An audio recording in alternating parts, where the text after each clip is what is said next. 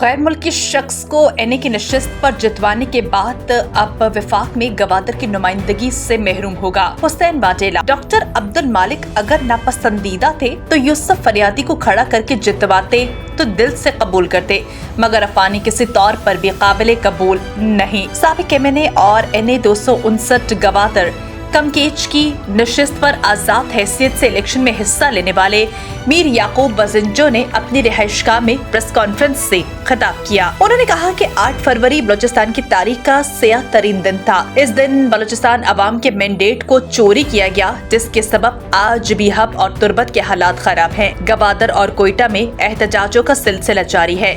NA 259 के नशिस्त पर किसी गैर मुल्की को खड़ा करके धांधली और ठप्पा मारी करके इसको जितवाया गया, जिसकी वजह से जिला गवादर और जिला खेच की आवाम ने एहतजाज करके अपना रद्द-ए-अमल दिया। उन्होंने कहा कि एनए 259 खेच कम गवादर की नशिस्त इंतहाई अहम नशिस्त है, जिसका ताल्लुक बराह रास्त गवादर और सी पैक से।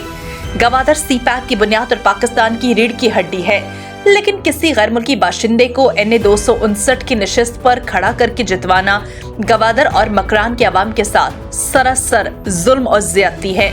एनए 259 पर अगर याकूब बजिंजो कबूल नहीं तो डॉक्टर अब्दुल मालिक या हुसैन वाजेला को जितवाते। अगर हम 3 नापसंदीदा हैं तो यूसुफ फरियादी को खड़ा करके जितवाते तो कोई दुख और अफसोस नहीं होता, क्योंकि वो कम से कम गवादर का मकामी बाशिंदे हैं। उन्होंने कहा कि हुकूमत पाकिस्तान ने जिनको इलेक्शन कराने की जिम्मेदारी दी थी, इनके मिली भगत से गवादर जैसे अहम खत्ते में एक गैर मुल्की को कामयाब करवाया गया है, जिससे दुनिया में क्या पैगाम जाएगा और इसका जिम्मेदार कौन होगा। अब कौमी असम्बली में गवादर की कोई नुमाइंदगी नहीं रही। हम क्या समझें कि गवादर और सी पैक के फैसले अब अफगानी करेंगे? क्या इलेक्शन में खड़े हुए इन बलोचों में कोई काबिल उम्मीदवार नहीं था? पहले सिर्फ हम इस पर एतराज किया करते थे, लेकिन अब पूरा बलूचिस्तान कह रहा है कि ये जुल्म है। मंद और तंब में जहां पोलिंग नहीं हुई, वहां इस गैर मकामी को 26,000 से ज्यादा वोट दिए गए।